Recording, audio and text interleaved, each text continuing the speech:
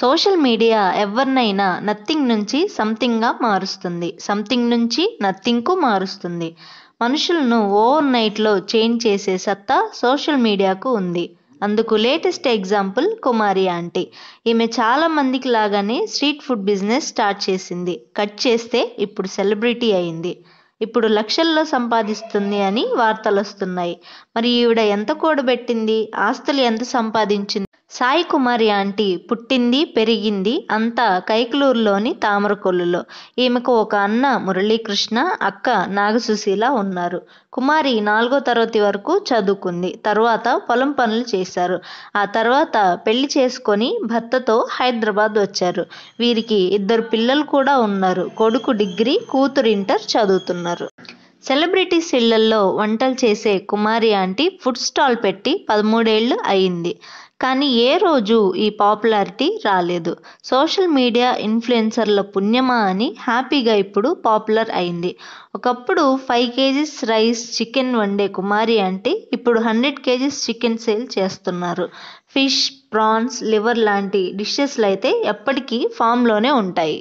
ఇటీవలే ఈమె 60,000 సంపాదిస్తున్నట్లు చెప్పింది. దీంతో ఈమె తక్కువలో తక్కువ 18 లక్షలు సంపాదిస్తుంది.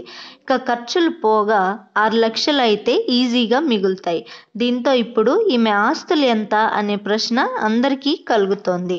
ఇన్నోవా కార్ కొన్నారని, హైదరాబాద్లో పెద్ద బంగ్లా ఉందని, ఊర్లో పొలాలున్నాయని చెప్తున్నారు. అయితే కుమారి ఆంటీ హైదరాబాద్ వచ్చినప్పుడు ఒక గుడిసెలో ఉండేవారు.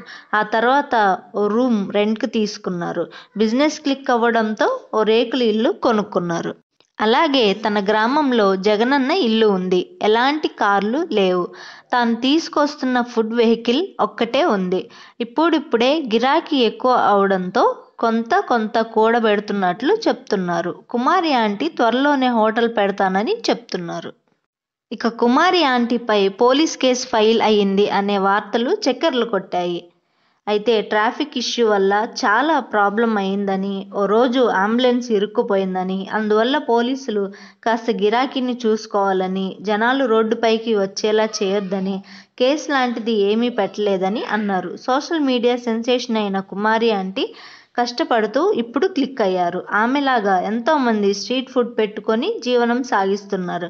త్వరలోనే కుమారి ఆంటీ హోటల్ కూడా రానుంది.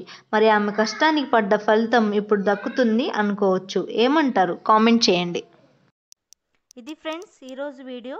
ఈ వీడియో కనుక మీకు నచ్చినట్లయితే లైక్ చేయండి, షేర్ చేయండి, నా యూట్యూబ్ ఛానల్ను సబ్స్క్రైబ్ చేయండి. Thanks for watching. This is Dhatri signing off.